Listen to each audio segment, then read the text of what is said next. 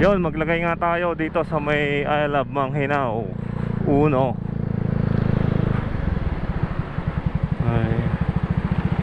I Love Manghinaw Uno. Maglagay tayo dito sa may gilid ng sticker. I Love Manghinaw Uno. Dalawang sticker.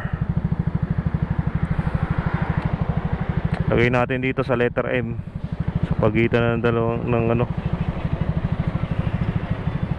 Iiwan muna natin dito. Singit natin dyan. Yan. Yan na tayo nag-iwan sa letter M ng I Love Manghinaw Uno.